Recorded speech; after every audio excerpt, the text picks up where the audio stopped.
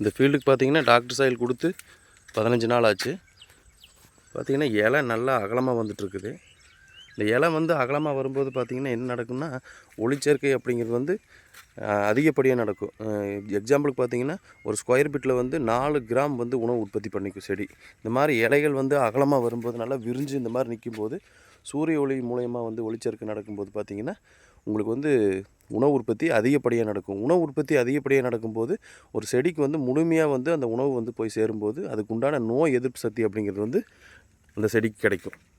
நோய் எதிர்ப்பு சக்தி கிடைக்கும்போது நமக்கு வாழையில் வரக்கூடிய இந்த சருகு நோய், மேக்ஸிமம் சருகு நோய் வந்து வர்றது வந்து தடுக்கப்படும்.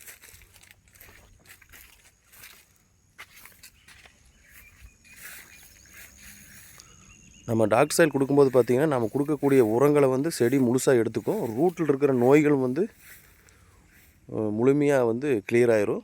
ரூட்டில் இருக்கிற நோய்கள் கிளியர் ஆகிட்டு அதிகமான ஜல்லி வேர்கள் வந்து உற்பத்தி ஆகும். அந்த ஜல்லி வேர்கள் அதிகமாக உற்பத்தி ஆகும்போது பார்த்திங்கன்னா நம்மளுக்கு வந்து அந்த செடிக்கு வந்து முழுமையான வந்து உணவு போய் நம்ம கொடுக்கக்கூடிய உரங்கள் போய் சேரும். அந்த உரங்கள் வந்து போய் சேரும்போது பார்த்திங்கன்னா இந்த மாதிரி க்ரீனரி வரும், இலை நல்லா அகலமாக வரும்.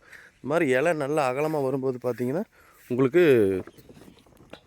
ஒளிச்சேர்க்கை அப்படிங்கிறது வந்து நல்லா நடக்கும்.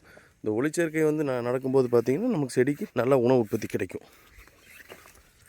அதனால் நோய் இல்லாத பயிர்களை உருவாக்க வேண்டும் என்று விவசாயிகள் நினைத்தால் நீங்கள் வந்து டாக்டர் சாயில் யூஸ் பண்ணுங்கள். டாக்டர் சாயில் யூஸ் பண்ணும்போது பார்த்திங்கன்னா உங்களுக்கு வந்து நல்லா இலை வந்து அகலமாக வரும், நோய் தாக்குதல் வந்து முழுமையாக கண்ட்ரோலுக்கு வரும். தேங்க்யூ விவசாயிகளே.